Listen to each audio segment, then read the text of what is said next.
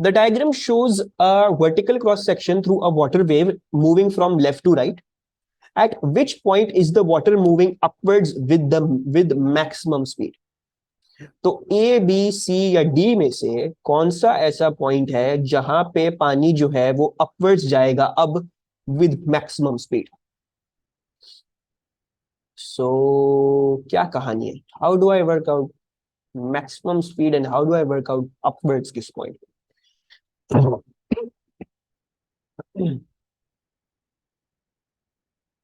Is this displacement with time or is this displacement with distance? यानी ये displacements, ये A B C D ऊपर नीचे जो जा रही है वो डिस्प्लेसमेंट्स, तो ये वाली जो इस तरह से जा रही है वेव, ये डिस्टेंस में रिप्रेजेंट होगी या टाइम में रिप्रेजेंट होगी? ये क्या है? This is a picture. Picture जब लेते हैं तो कौन सी कहानी होती है? डिस्प्लेसमेंट डिस्टेंस वाली। यानी ये कहानी है आपकी डिस्प्लेसमेंट डिस्टेंस की। यानी ए पार्टिकल है, बी एक पार्टिकल है, सी एक पार्टिकल है, डी एक पार्टिकल है। अब इसमें अगर आपको बताना है कौन सा पार्टिकल कहां जा रहा है, सबसे पहले तो ये मूविंग अपवर्ड्स वाली कहानी हम देख लेते हैं। अच्छा, वो कैसे निकाला जाएगा? वो निकाला जाएगा through drawing the next instant in time वाली वेव। तो वो कैसे करना है आपने, उसमें कोई रॉकेट साइंस नहीं है। अच्छा, सो हाँ, if we draw the next instant in time, so next instant time इस तरह से बनेगा कि ये जो है वो इस तरीके से वेव जाएगी, ठीक है जी, and it should be something like this. ठीक है, इसको अगर थोड़ा सा इसको बना के आगे सही तरह से करता है, मेरे ख्याल से मुझसे ऊपर थोड़ा सा शिफ्ट हो गया था, सो इसको आगे करेंगे तो ये वेव नेक्स्ट इंस्टेंट टाइम में इस तरीके से जा रही है। एंड नाउ अब देख लेते हैं, ए जाएगा डाउनवर्ड्स, बी जाएगा डाउनवर्ड्स, सी जाएगा अपवर्ड्स एंड डी भी जाएगा अपवर्ड्स। अच्छा, now what I am just going to do, ये मैक्सिमम स्पीड वाली जो चीज है जो क्लियर करने के लिए, तो what you need to realise, सबसे पहले तो सबको तो एक बात तो यहाँ नजर आ रही है भाई, देखो सी जितने उससे ऊपर जाएगा उतने उससे ऊपर डी ऊपर नहीं जाएगा। Why is that? वो इसलिए है बिकॉज डी एक फ्लैट पॉइंट था। ठीक है, तो डी में जब चेंज भी हो रहा है, जब हल्की सी ये वेव में आगे बढ़ा भी रहा हूं, तो that point is still pretty much flat. ठीक है, this is still pretty much flat. D के पास से वेव आगे चल भी रही है तो फिर भी फ्लैट आ रही, लेकिन सी के पास से क्योंकि वो फ्लैटिश पॉइंट था ही नहीं पहले शुरू में, इट वाज ऑलरेडी दिस, तो जब उसको आगे लेके जाऊंगा तो वो कुछ इस तरह से बनेगा। So this is going to be moving with a much more maximum, मतलब एक हायर स्पीड से जाएगा ऊपर। ठीक है, और वो डी वाला पॉइंट क्योंकि वो एक फ्लैटिश रीजन पे है, तो फ्लैटिश रीजन वाले पॉइंट्स जो है वो थोड़ा सा, उनको अगर ग्राफ को आगे भी बढ़ाओगे तो फिर भी वो इतनी खास कोई डिस्प्लेसमेंट में चेंज नहीं आएगा जितना जो है वो ये इधर स्लांटिश पॉइंट्स पे आएगा उनमें चेंज। ठीक है, so the answer should be C. सही है जी, अब हमारी सारी कंफ्यूजन क्लियर, जो वो उधर प्रॉब्लम हो गई थी एक छोटी सी मुझसे। So are we good with this? If we are good with this तो जरा जल्दी से ये question, a wave has period t, wavelength lambda and amplitude a. The wave is shown on the graph of displacement x against distance d. Which graph is correctly labeled? तो इनमें से कौन सा ग्राफ सही है, लेबल्ड सही तरह से? Very good, so it should be A. B क्यों नहीं है? बी इसलिए नहीं क्योंकि भाई डिस्टेंस के ग्राफ में आप टाइम पीरियड कैसे दे सकते हो हमें? This is the most stupidest thing we ever seen. अच्छा, फिर ये देखो, इसमें एम्पलीट्यूड जो है वो पूरा ऊपर नीचे एक पूरा, मतलब 2 टाइम्स एम्पलीट्यूड दिखाया हुआ है, this is 2 times amplitude, this is also wrong. इसमें भी 2 टाइम्स एम्पलीट्यूड दिखाया हुआ है, this is also, so these 3 are wrong, so A should be correct, और ऑब्वियसली दिख भी रहा है ए करेक्ट है। अच्छा, अब आ जाते हैं इस पे, the graph represents a sound wave, which statement is correct? तो कौन सा आपको लग रहा है सही है? अच्छा, सो आई एम रियली हैप्पी कि सब ने इन दोनों पॉइंट में से तो कोई भी चूज नहीं किया। ठीक है, वेरी गुड, तीनों लड़कियों ने आंसर सही दिया, लड़का जो है वो मेरे जो है वो जाल में आ गया। तीन लड़कियों ने सही आंसर दिया। The wave is transverse, transverse नहीं हो सकती because it's a sound wave. Sound waves are never transverse, they are always longitudinal. ठीक है जी, सो लॉन्गिट्यूडनल है, यानी 2 पॉइंट्स तो आपने फुली आपने जल्दी से कैंसिल आउट कर दिया। अच्छा, अब हमें ए और बी चेक करना है। The wave is longitudinal and has a period of 25 millisecond. ऐसी बात नहीं है, 25 मिली सेकेंड का पीरियड टाइम पीरियड नहीं है, टाइम पीरियड ये आ रहा है, it is 20 millisecond, time वाला ग्राफ है। So this will be a time period. 2 points in phase के बीच में ले लो या एक कंप्लीट वेव का ले लो, बात वही होगी, 25 - 5 20 ही आएगा। ठीक है, the time period is 20 millisecond, so this is also wrong. और ऑब्वियसली फ्रीक्वेंसी अगर कैलकुलेट कर लो, frequency will equal to 1/20 into 10⁻³ if you calculate this. तो मेरे हिसाब से तो तकरीबन 50 आता है, 51 आता है कुछ था, आई डोंट रिमेंबर सही तरह से। 50 है, अच्छा 50 है, 50 है, एग्जैक्ट 50 है। सो 50 हर्ट्ज आपके पास फ्रीक्वेंसी आ रही है, so that should be your answer. अच्छा देखिए, अब आ जाते हैं, okay that is pretty stupid वाला, स्टूपिड सा सवाल वो देखना पड़ेगा। अच्छा, so X and Y are 2 points on the surface of a water in a ripple tank. A source of waves of constant frequency begins to generate waves, which then travel past X and Y, causing them to oscillate. What is the phase difference between X and Y? दूसरा formula कैसे लगेगा of frequency? ठीक है, मैं बताता हूँ कैसे लगेगा। I explain to you. एक सेकंड दो, पहले ये वाला कर लो। एक्स एंड वाई के बीच में फेज डिफरेंस क्या है? क्या हो गया? एक्स एंड वाई के बीच में फेज डिफरेंस क्या होगा? अच्छा, दो सवाल पूछे। One wave is distance between two successive crest और टू सक्सेसिव ट्रफ्स। ये मैं सब बताता हूँ, एक सेकंड, ये तो सारे सवाल कहाँ से आ गए? पहले भी मैंने, अच्छा दो सवाल में दोनों का आंसर दो। पहले मेरे वाले सवाल का आंसर दो। 28 का आंसर क्या होगा? एक्स एंड वाई के phase difference. D D D, शुक्रिया, डी होगा। वन ट्रांजिशन, दो ट्रांजिशन, तीन transition, 3 into 90 is 270 degree. So thank you so much. अच्छा, अब आ जाते हैं हम इस पे। एक सवाल हमसे पूछा गया, अब्दुल्ला ने पूछा कि one wave is distance between two successive crests और two successive troughs. No Abdullah, ऐसी कोई बात नहीं है। बात यह है असल में कि एक वेव क्या है। ये तुम्हारा बहुत ही वाहियात सा मैंने ग्राफ बनाया है, एक सेकेंड। ठीक है, अच्छा, अब अगर तुम्हें उसमें लैम्डा बताना है या टाइम, अगर ये टाइम वाला ग्राफ हुआ तो टाइम पीरियड बताओगे, अगर डिस्टेंस वाला ग्राफ हुआ तो लैम्डा बता सकते हो सिर्फ इसमें। अच्छा, लैम्डा कैसे निकलेगा? Between two points in phase. तो या तो ये दो पॉइंट्स ले लो फेज में, इनके बीच में ये होगा लैम्डा या time period, depending on the graph. अच्छा नहीं, या तो आप क्या कर सकते हो, आप ये कर सकते हो कि ये दो पॉइंट्स जो है इन दोनों के बीच में ले लो, ये होगा लैम्डा या टाइम पीरियड। अच्छा, और ये कर सकते हो, और ये कर सकते हो कि ये दो पॉइंट्स ले सकते हो। ठीक है, तो ये दोनों भी होंगे लैम्डा या टाइम पीरियड। ठीक है जी। अच्छा, हत्ता के बात ये है असल में कि जितने भी ऐसे पॉइंट्स होंगे जो एक लैम्डा टाइम पीरियड दूर होंगे, यानी फॉर एग्जांपल कोई दो पॉइंट्स मिल जाए अभी हमें, ये वाले दो पॉइंट्स फॉर एग्जांपल, ये दो भी फेज में हैं और ये दोनों के बीच में भी लैम्डा टाइम पीरियड, यानी इन दोनों के बीच में भी एक वो होगा, एक वेव होगी। ठीक है, बहरहाल ये वाले पॉइंट्स देखना थोड़ा मुश्किल रहता है। तो क्रेस्ट टू क्रेस्ट, मीन से मीन, ठीक है जी, या ट्रफ से ट्रफ, यही चीजें हैं। और ऑब्वियसली जो भी पॉइंट्स एक लैम्डा एक टाइम पीरियड दूर आ गए हैं तो वो वेव होगी एक कंप्लीट वहां पे फॉर्म। ठीक है, this is one complete wave. Wave का मतलब क्या है? वेव का मतलब ये है कि जहां से शुरू किया था वापस वहीं पे आ जाए।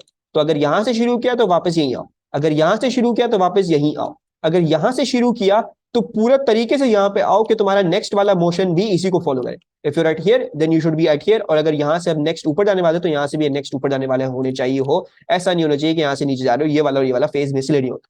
ठीक है जी। सो ये कहानी है आपकी एक कंप्लीट वेव की। अच्छा, फिर हमसे अलमा ने पूछा था कि जरा ये एन अपॉन टी वाला फ्रीक्वेंसी का जो फॉर्मूला था वो बता दें। वो हम अक्सर और बेशतर इस्तेमाल नहीं करेंगे, ठीक है, that is for your derivation part, लेकिन वो मैं दिखा देता हूं फिर भी। अब देखो, फॉर एग्जाम्पल एक वेव, दो वेव, ठीक है जी, और तो ये सपोज करो ये दो दो वेव्स का टाइम पीरियड 40 आता है। ठीक है, one wave and then second wave का टाइम पीरियड 40 तक आ रहा है। So this is basically 2 divided by, और फिर क्या है, 40 मिली सेकेंड्स। तो ये भी 50 आएगा। So this is how you use. Instead of a one and then inputting a time period, you can take n number of waves and then जो है वो just put in the time जितना वो भी ले रही है। ठीक है जी, so you can also do that.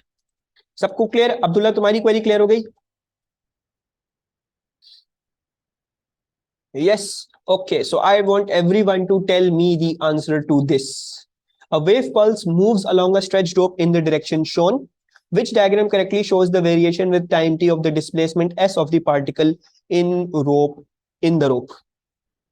तो इस पार्टिकल में से जब वेव जाएगी तो इस ये कैसा डिस्प्लेसमेंट टाइम का ग्राफ बनेगा इसका? और देखो मेरी बात वो भी हो गई, प्रूव भी हो गई। प्रोग्रेसिव वेव जाती है पार्टिकल में से, और अब देखो पी में सारा मोशन आएगा। डिस्प्लेसमेंट, अगर पी का मोशन कैप्चर करना है सिर्फ एक पार्टिकल का, तो डिस्प्लेसमेंट टाइम बनेगा सिर्फ उसका। ठीक है जी। सो इसमें फिजिक्स का कोई ताल्लुक नहीं है। फिजिक्स नहीं लगा है, ऐसे ही देखें। ये सबसे मतलब कुछ ऐसे सवाल होते हैं जो genuinely they like I don't like them from CI, क्योंकि उनमें फिजिक्स का दूर दूर तक कोई ताल्लुक नहीं होता। ठीक है। बहरहाल अब हम क्या करें, हमें अब देखना तो है, राइट। तो आप इसको जरा समझ लेते हैं। तो ये जो वेव है आपकी, ये वाली लाल वाली, ये पार्टिकल में से जा रही है। ठीक है। अच्छा, अब जब ये पार्टिकल में से जाएगी तो पार्टिकल सबसे पहले कहाँ जाएगा? इट शुड गो ऊपर। यानी पहला वाला मोशन उसका क्या है? उसका मोशन है पहला वाला ऊपर।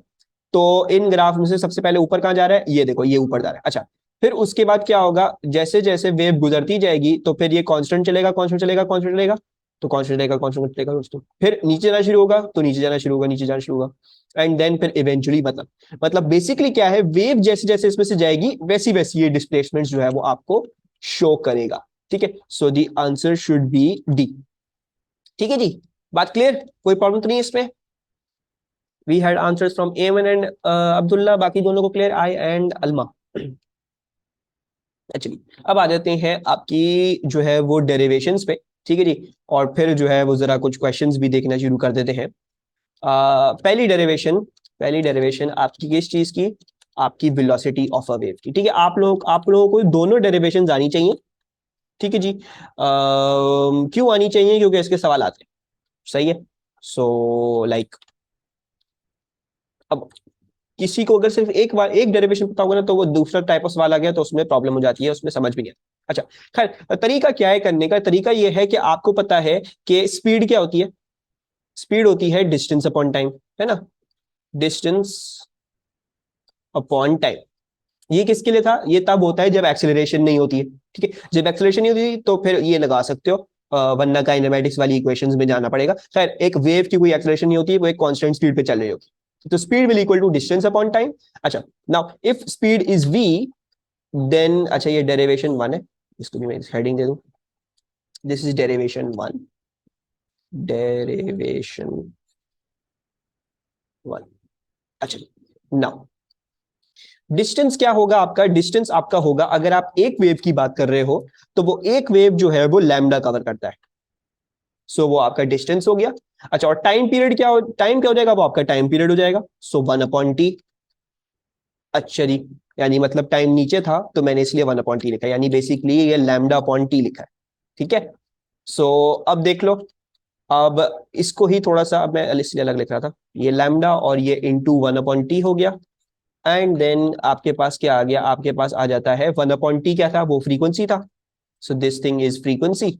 सो आपका वेलोसिटी का फॉर्मूला जो है वो यहां से आता है, that is v equals to F lambda. ठीक है जी। सो एक डेरिवेशन तो ये है।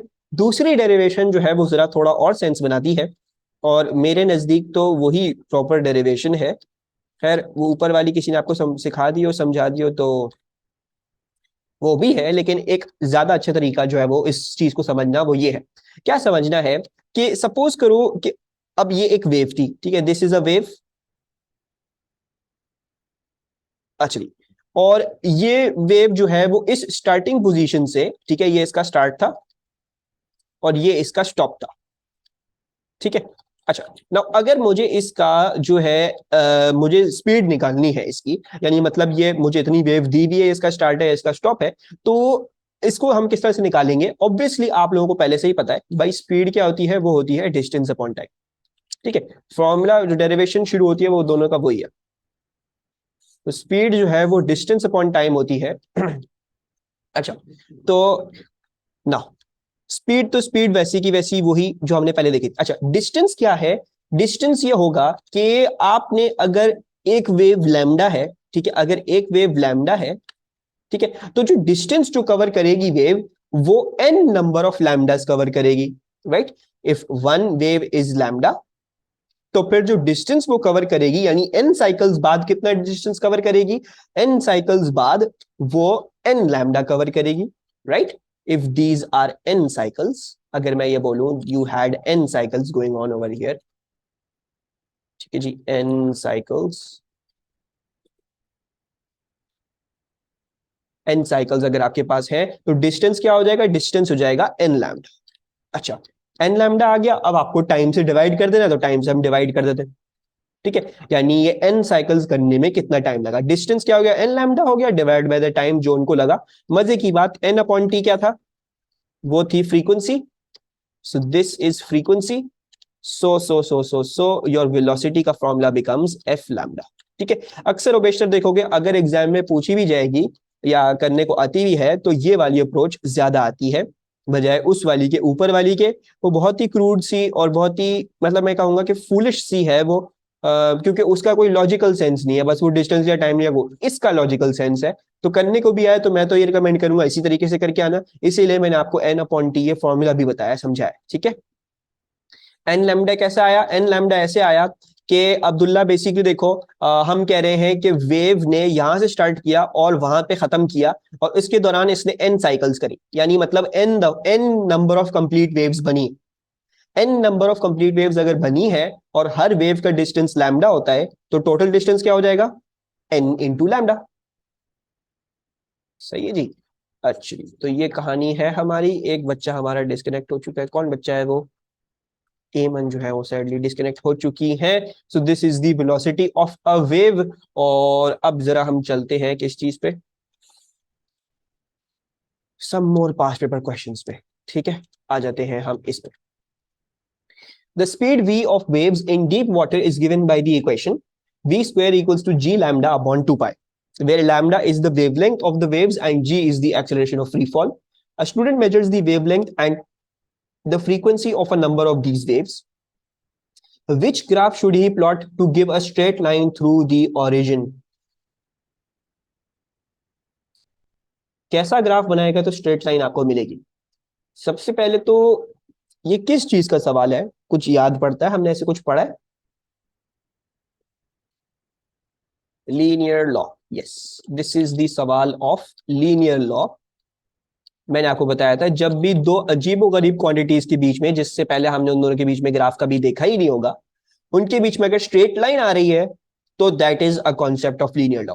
तो हमें बेसिकली ये देखना है कि इसमें लीनियर लॉ किस तरीके से लगाएंगे तो स्ट्रेट लाइन हमारे पास आएगी। अच्छा, ना वी स्क्वायर क्या था, वी हमने अभी वर्कआउट किया कि एफ लैम्डा होता है, क्योंकि देखो अभी इसी क्वेश्चन में एफ तो है नहीं, और ये सब इन्हें F against lambda, F against lambda, F against lambda, ये सारे रिलेशनशिप पूछे हुए।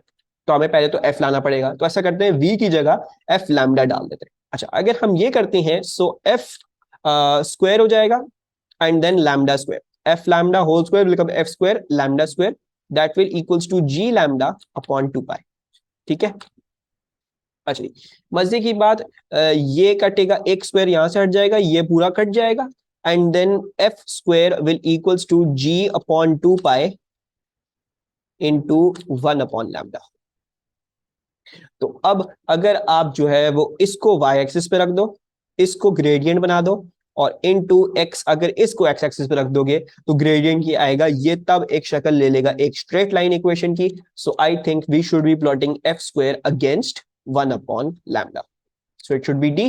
डज एवरीवन एग्री, किसी को प्रॉब्लम तो नहीं। अच्छा, सो ये एक क्या है, साउंड वेव एक गैस में से, क्या साउंड वेव जो है वो गैस में से पास थ्रू करती है, तो डिस्प्लेसमेंट टाइम का ग्राफ दिया हुआ है, यानी एक पार्टिकल की वेरिएशन दी हुई है, एक पार्टिकल की डिस्प्लेसमेंट की वेरिएशन दी हुई है विद द टाइम। ठीक है, अच्छा, the velocity of sound is this much, all the graphs below have the same zero time as the graph above. ठीक है जी। अच्छा, what is the displacement time graph for a molecule that is a distance of 0.165 meter further away from the source of the sound? यानी ये जो दिया हुआ है आपको, ये ग्राफ दिया हुआ है आपको, ये दी हुई है एक पार्टिकल की, एक पार्टिकल की आपको डिस्प्लेसमेंट दी हुई है। ठीक है, साउंड वेव इस तरीके से जाती है उसमें से। अच्छा, वो बोल रहे हैं कि ये तो उस पार्टिकल की है, अब एक पार्टिकल है आपके पास 0.165 metres away from this particle. ठीक है, तो आप क्या हमें यह बता सकते हैं कि अगर उस पार्टिकल की वेरिएशन इस तरह से है तो 0.165 मीटर वाले पार्टिकल की वेरिएशन कैसे होगी, which graph should it be following. कैसे करेंगे इसको हम अटेम्प्ट। अच्छा, मेरे हिसाब से क्या होना चाहिए है, ये बेसिकली सवाल ये पूछना चाह रहा है कि देखो, स्पीड इज गिवन टाइम का ग्राफ है, तो अलमा कह रही है लैम्डा निकाल ले। अच्छा, lambda is Ayman is on, Alma is on to something, Alma is on to something. मुझे जरा ये बताना है आप लोगों को कि हमने अभी डिस्कस किया, जब एक प्रोग्रेसिव वेव एक पार्टिकल में से जाती है तो क्या होता है कि जो नेक्स्ट वाला पार्टिकल है ये बाद में करता है, ठीक है। सो ये बताना कि एक पार्टिकल का अगर आपको ग्राफ दिया हुआ है, ठीक है जी, एक पार्टिकल का अगर आपको ग्राफ दिया हुआ है तो एक पार्टिकल जो उससे कुछ दूरी पे है उसका ग्राफ बनाना, आई थिंक हमें उन दोनों का फेज निकालना पड़ेगा। Will have to work out what is the phase difference between them, यानी इस पार्टिकल और 0.165 मीटर वाले पार्टिकल के बीच में जो फेज डिफरेंस आ रहा है वो निकालते हैं।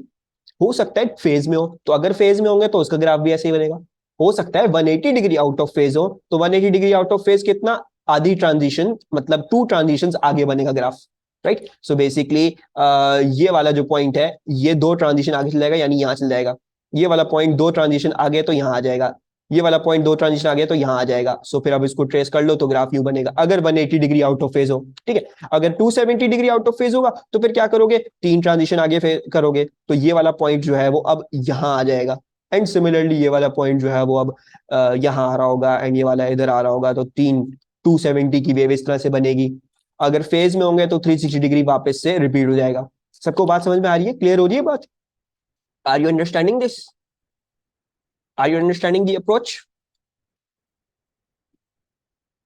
थोड़ा थोड़ा, अच्छा। बेसिकली देखो, हम ये निकालना चाह रहे हैं कि आंसर डी है। जी अब्दुल्ला, डी है। अच्छा, बेसिकली हम ये निकालना चाह रहे हैं कि ये जो पार्टिकल है और ये जो पार्टिकल है जो इससे 0.165 मीटर दूर है, we will try to work out what is the phase difference between, ठीक है जी। अच्छा, अगर फेज डिफरेंस निकाल लोगे तो यू नो, अगर 0 डिग्री या 360 डिग्री आउट ऑफ फेज हो तो बेसिकली मतलब क्या होता है, वो दोनों फेज में ही थे। तो यानी उस इसका जो डिस्प्लेसमेंट टाइम बन रहा है वो 360 डिग्री वाला जो आउट ऑफ फेज भी है, या 0 degree out of phase in other words, उसका ग्राफ भी ऐसे ही बनेगा, right, because they both are in phase. अच्छा, लेकिन अगर particle for example 90 degree out of phase हो गया, 90 डिग्री आउट ऑफ फेज वाले पार्टिकल कैसे बनेगा, उसमें उसके सारे पॉइंट्स जो है वो 90 डिग्री के फेज डिफरेंस से डिस्प्लेस्ड होंगे। यानी ये वाला जो पॉइंट है ये आया हुआ होगा 90 डिग्री आगे, ये वाला पॉइंट 90 डिग्री आगे, एक ट्रांजिशन आगे, ये वाला पॉइंट एक ट्रांजिशन आगे यहां आया हुआ होगा, ये वाला पॉइंट एक ट्रांजिशन आगे यहां आया होगा, ये वाला पॉइंट एक ट्रांजिशन आगे यहां आया होगा, अगर 90 डिग्री का है। सो 90 डिग्री वाला ग्राफ जो है वो कुछ ऐसे बनेगा। अगर तो ग्राफ में फेज डिफरेंस क्या है, 180 डिग्री का है, तो देन क्या होगा, देन ये होगा कि ये वाला पॉइंट 2 ट्रांजिशन आगे आएगा, राइट। तो 1 2 यहां पे आएगा, ये वाला 1 2 यहां पे आया होगा, ये वाला 1 2 यहां पे आया होगा। तो फिर अब ये जो ग्राफ बनने वाला है वो यू बनेगा, right. 180 degree out of phase वाला ग्राफ जो है वो 2 ट्रांजिशन आगे शिफ्टेड होगा। और अगर अगर अगर फेज डिफरेंस जो है वो 270 डिग्री आता है, तो अब क्या मतलब होगा, 3 ट्रांजिशन आगे बनेगा ग्राफ। 3 ट्रांजिशन कैसे आगे बनेगा, यानी ये वाला पॉइंट 1 2 3 यहां पे बनेगा, ये वाला पॉइंट 1 2 3 यहां पे बनेगा, ये वाला पॉइंट 1 2 3 यहां पे बनेगा। तो बेसिकली अब ये जो 3 पॉइंट्स आ रहे हैं, अब इसको आगे पीछे सारा आपने रेप्लीकेट कर दिया, ये जो है वो 270 डिग्री अगर आउट ऑफ फेज हुए तो ग्राफ ऐसा बनने वाला है। अब समझ में आया? सो ये कहानी हमें बेसिकली देखनी है। We trying to work out the phase difference. Phase difference जैसा आएगा फिर उससे ग्राफ को आगे शिफ्ट या आगे पीछे कर लेंगे, करने की जरूरत पड़ी तो करेंगे, नहीं करनी की जरूरत पड़ेगी नहीं करेंगे, ठीक है। अल्मा कह रहा हूँ, एमन और आए, समझ में आया अब? क्लियर? ओके जी, एमन आपको समझ में आ गया? Yup, okay, perfect. So let's try to work out the phase difference. Phase difference कैसे आएगा कि वेलोसिटी दी हुई आपको, ठीक है, टाइम पीरियड आपको इन दिस ग्राफ है, क्योंकि आपको डेल्टा एक्स तो पता है, this is delta x. If this is delta x, तो आप अगर उसको लैम्डा से डिवाइड कर 360 मल्टीप्लाई कर दोगे तो आ जाएगा फेज डिफरेंस, राइट। तो हमें क्या ढूंढना है, हमें लैम्डा ढूंढना है। अब ये टाइम पीरियड निकल सकता है इस ग्राफ में से, सबसे पहले तो टाइम पीरियड निकाल लेते हैं। तो time period is working out to be 500 microseconds, ठीक है। This is your time period, ये आपका टाइम पीरियड है। सो आपकी फ्रीक्वेंसी क्या आएगी, आपकी फ्रीक्वेंसी आएगी 1/500। और माइक्रो क्या था, रिमेंबर दिस, 10 इंटू -6। तो फ्रीक्वेंसी क्या आ रही है Abdullah? I think you worked out, बताओगे जल्दी से? 2000 frequency works out to be a 2000। अच्छा, उसके बाद अब हमें लैम्डा निकालना है, वेलोसिटी दी हुई है, तो वेलोसिटी के फॉर्मूला में डाल देते हैं v equals to F lambda में। वेलोसिटी इज 330, फ्रीक्वेंसी इज 2000 और लैम्डा की वैल्यू निकालें। लैम्डा की वैल्यू क्या आ रही है? 0.165। ओह व्हाट अ कोइंसिडेंस, यानी ये वाला जो पॉइंट है वो एक लैम्डा ही दूर है, एक कंप्लीट वेव ही दूर है। तो इसका मतलब फेज में होंगे। क्यों फेज में होंगे? 0.165 डेल्टा एक्स, लैम्डा क्या है? 0.165 इंटू 360 डिग्री, यानी फेज डिफरेंस 360 डिग्री आएगा, या फिर उसको बोलना चाहो तो 0 डिग्री बोलोगे। तो अब ग्राफ कैसा होना चाहिए? ग्राफ होना चाहिए जैसा ये ग्राफ है, फेज में ही है दोनों, तो ऐसा ही ग्राफ ट्रेस होगा, यानी ऑप्शन जो है वो आपका डी होगा। राइट? आप समझ में आ गया सबको? अच्छा, a whale produces sound waves of frequency 5 hertz. The waves are detected by a microphone and displayed on an oscilloscope. अच्छा, ये ऑसिलोस्कोप क्या है क्या नहीं है, इस पे थोड़ी सी डिस्कशन कर लेते हैं। अच्छा, now what is an oscilloscope? Oscilloscope basically displacement time वाला ग्राफ है, ठीक है जी, इट्स अ डिस्प्लेसमेंट टाइम वाला ग्राफ है ऑसिलोस्कोप। अच्छा, now this is basically representing displacement, ठीक है जी। और ये किस तरह से रिप्रेजेंट होगा? ये ऑब्वियसली वोल्टेज में रिप्रेजेंट होगा, ठीक है जी।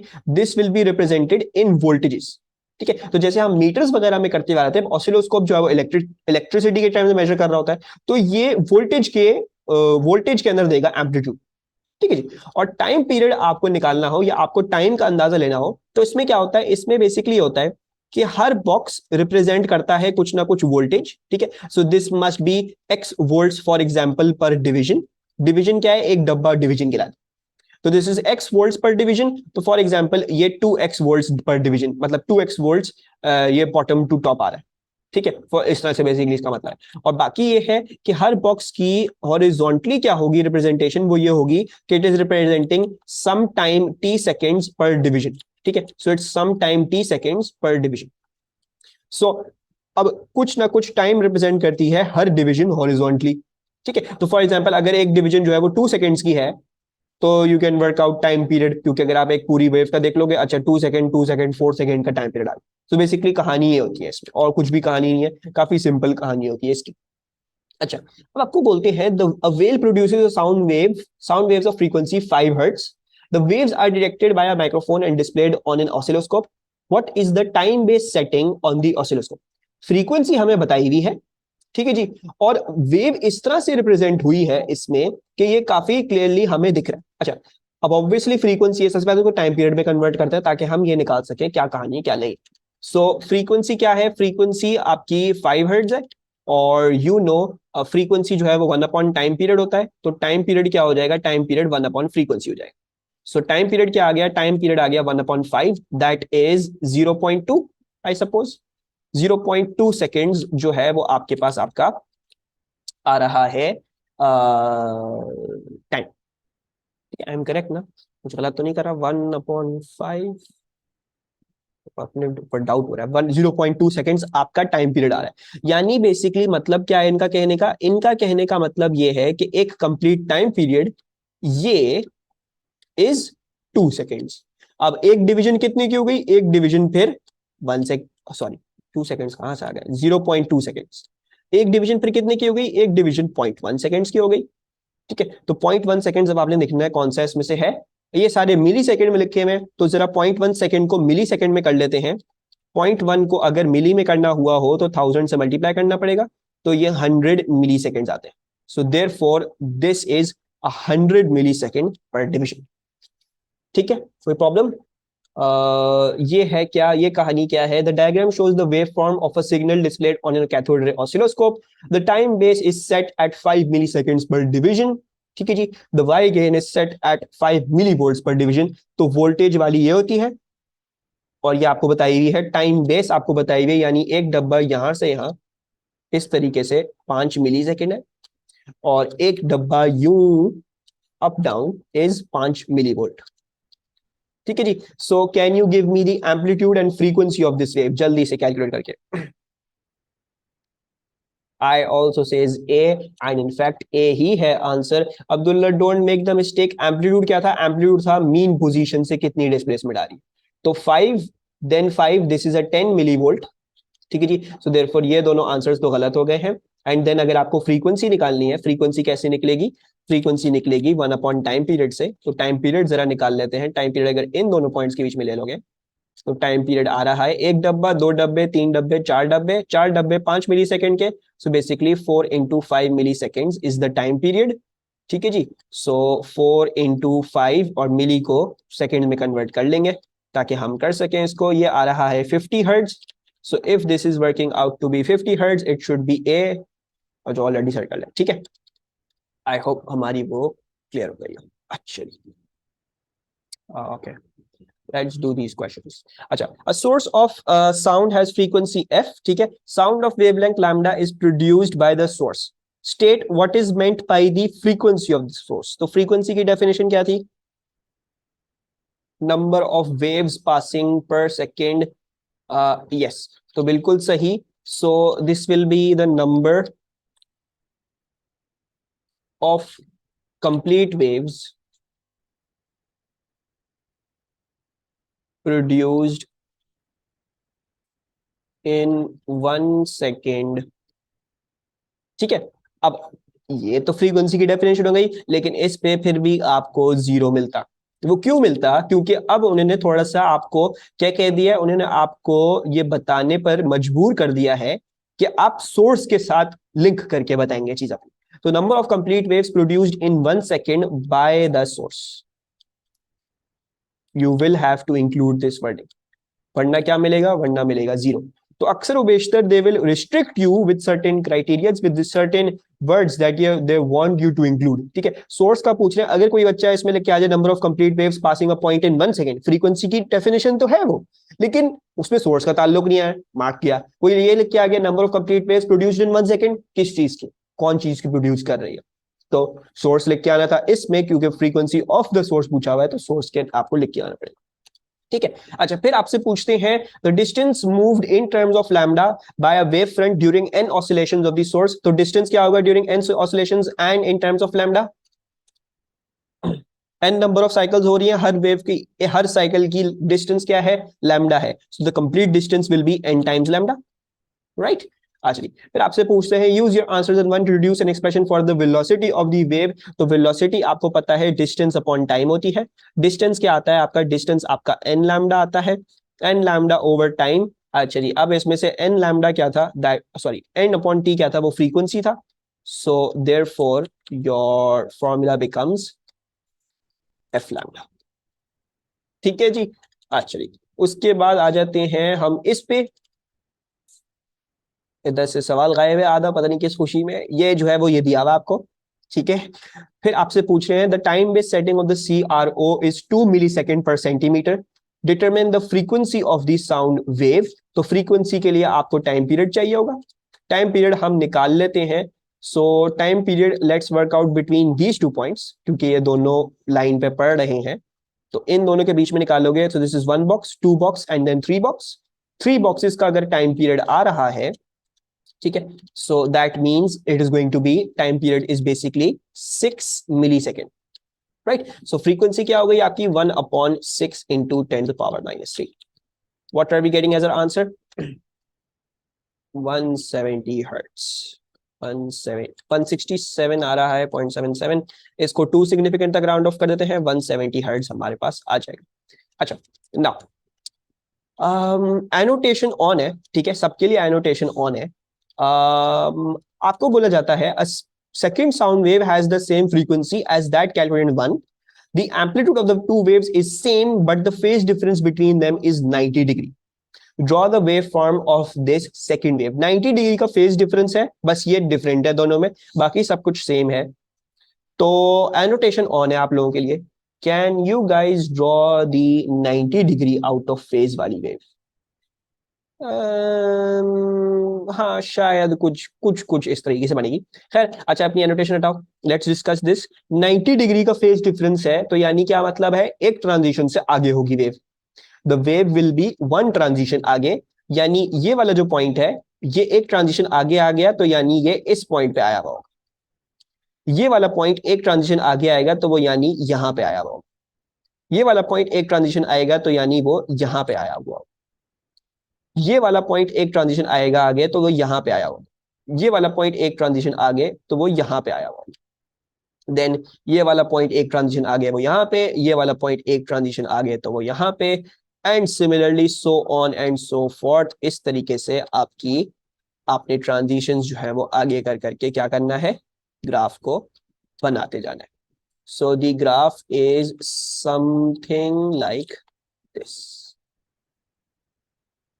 Like this. ठीक है, जो मैंने आप लोगों को अभी एक एमसीक्यू में भी डिस्कस किया था हमने कि आउट ऑफ ट्रांजिशन वेव्स कैसे बनानी है, आउट ऑफ फेज वेव्स आपको कैसे बनानी है, वो आपको बनानी पड़ेंगी through making through basically deciphering कि कितनी ट्रांजिशन आगे बनी है। ठीक है, अब फॉर एग्जांपल ट्रांजिशन का क्या मतलब है, यानी मतलब अगर ये वाला पॉइंट था, कौन सा हाँ, तो अगर ये वाला पॉइंट था तो बस ये देखो मैं बेसिकली कैसे कर रहा हूँ, ये वाला पॉइंट है, इसको एक ट्रांजिशन आगे बढ़ाना है, यानी इसी वेव में अगली ट्रांजिशन देखोगे, अच्छा ये वाली वेव में अगली ट्रांजिशन कहाँ आ रही है, इस वाले पॉइंट पे, राइट। सो बस ये वाला पॉइंट ट्रांसफॉर्म करके आप कहाँ ले आओगे, इसके ऊपर ले आओगे जहां पे ये दिखाना है नेक्स्ट ट्रांजिशन। ठीक है, अच्छा ये वाला पॉइंट एक ट्रांजिशन बाद दिखाना है तो यानी एक ट्रांजिशन तो यहाँ पे आ रही है, राइट, इसके ऊपर ये वाला बना दोगे। अच्छा ये वाला पॉइंट इसकी ट्रांजिशन अब ये है, right, this is one transition, तो अब ये वाला कहाँ जाएगा, ये वाला इसके नीचे आ जाएगा। अच्छा फिर उसके बाद ये वाला एक ट्रांजिशन आगे तो यानी इसके नीचे बनेगा, एंड देन सिमिलरली आप इस तरह से करते जाओगे पूरी वेव आप फिर बना लो। ठीक है, if it is three transition आगे करो, दो ट्रांजिशन आगे करो, अगर 360 या 0 डिग्री आ रहा है तो मतलब उसी पे वेव ओवरलैप करेगी। सही है जी, एनी प्रॉब्लम्स, क्लियर हुई बात, कोई कंफ्यूजन तो नहीं। ये आंसर पहले डिस्कस कर लेते हैं। By reference to vibrations of the points on a wave and its direction of energy transfer, distinguish between transverse and longitudinal waves। तो मुझे ऑलरेडी 110% पता है, आप लोगों को ऑलरेडी क्लियर होगी कि ट्रांसवर्स और लॉन्गिट्यूडनल वेव्स क्या होंगी, लेकिन अक्सर बच्चे इसमें से सिर्फ एक मार्क जो है वो गेन करके आएंगे क्योंकि वो क्वेश्चन को सही से नहीं पढ़ आएंगे। वो बोल रहे हैं by reference to vibrations of the points on a wave and to its direction of energy transfer. ठीक है, तो मैंने आप लोगों को दो तरीकों से बताया था लॉन्गिट्यूडनल और ट्रांसवर्स क्या होती है। मैंने आपको बताया था कि ट्रांसवर्स वेव्स जो होती हैं, वाइब्रेशन और motion of particles is perpendicular to direction of travel of waves. तो अगर ये कोई direction of travel of waves लेके आ गया उसको 0 मिलेगा, क्योंकि एग्जामिनर ने आपको ट्रैवल ऑफ वेव्स के हिसाब से नहीं पूछा, उन्होंने पूछा है direction of propagation of energy के हिसाब से पूछा है। तो आपको ये बाद वाली चीज लिखनी पड़ेगी, आपको एनर्जी का हवाला लाजमी देना पड़ेगा। तो अगर आपने एनर्जी का हवाला दिया तो आपने एग्जामिनर का क्वेश्चन ही नहीं आंसर किया, तो आपको तो फिर 0 मिलेगा।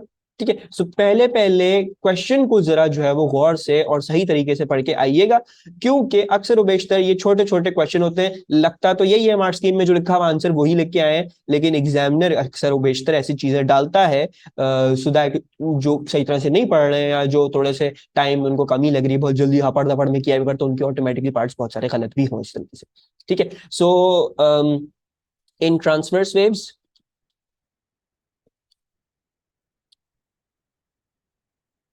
vibrations are perpendicular to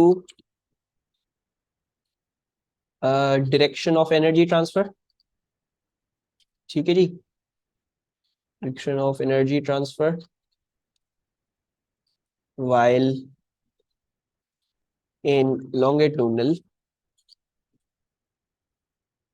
it is parallel to direction of energy transfer।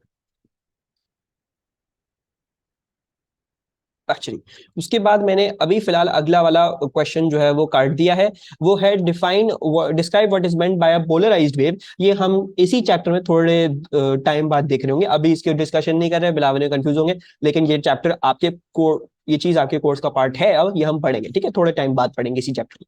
अच्छा अब आ जाते हैं, the variation with distance x of the displacement y of a transverse wave is shown in figure 5.1। Use figure 5.1 to determine the amplitude of the wave. तो आप बड़े आसानी से amplitude निकाल लोगे। सो एम्पलीट्यूड जो है, सॉरी एम्पलीट्यूड ये आ रहा है विच इज 2.2, 2.4, 2.6, 2.8। तो 2.8 सेंटीमीटर आ रहा है। मेक श्योर कीजिएगा यहाँ पे यूनिट जरूर देख लिया करें। ठीक है जी। Also specially sorry for the bad screenshot, यही सबसे अच्छा मिला मुझे। The phase difference between the points labelled A and B, तो आप लोगों को पता है। अब देखो ए और बी, जैसे मैंने आपको बोल रहा, अब इसमें देखो ट्रांजिशन आप लोगों को क्लियर नहीं है। ये तो पता है 90 डिग्री से बड़ा ही होगा ये, लेकिन दिस इज नॉट क्लियर। तो उसमें आपको वो फॉर्मूला लगाना पड़ेगा। तो फॉर्मूला क्या था? What was the formula? Change in length upon wave length divided by 360। Very good Abdullah. और ऑब्वियसली अगर यहाँ पे टाइम होता तो delta T upon time period into 360 होता। ठीक है, तो 0.1 ये आ रहा है ए, और बी जो है वो 0.4 आ रहा है। तो अब अगर हमें निकालना है तो 0.4 minus 0.1 divided by the wavelength. Wavelength कितनी आ रही है? वेवलेंथ आती है 0.8, एक पूरी वेव की 0.8 आ रही है। So will take 0.8 over here and then into 360 degrees.